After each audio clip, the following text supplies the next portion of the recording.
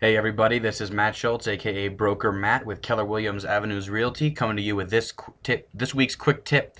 This week we're going to be talking about a couple of different ways that you can take ownership of property with somebody else. We're going to be talking about the differences between joint tenancy and tenants in common. They're two separate ways you can own property when you own it along with one or more other people. What I'm going to talk to you about today does have some serious legal consequences. They are legal terms and they hold legal consequences.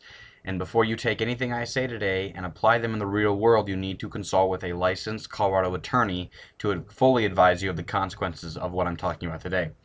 When you purchase a property by itself, it's considered purchasing it in severalty. You own it in severalty, which means you're the only owner of the property.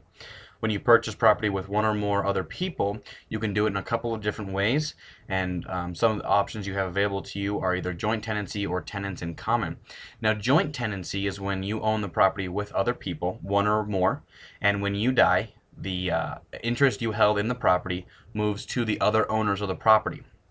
So if you owned it with somebody else, that means if you die or if they die, then their interest in the property transfers to you or them. The surviving heir is what it's called.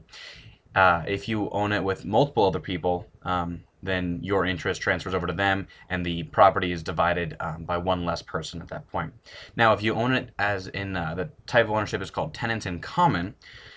Tenants in common is where your interest in the property can pass to your heirs, if you so deem it in your will, once you pass. It doesn't transfer to the other owners. Your heirs, whoever they may be, get full ownership of the property. Not full ownership, they take over your interest in the property. Let me put it that way, it's a little bit more concise.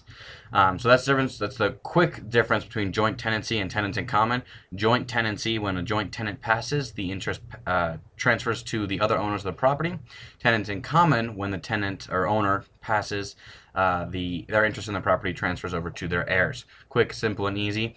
Again, as I said earlier, these are legal issues with legal consequences.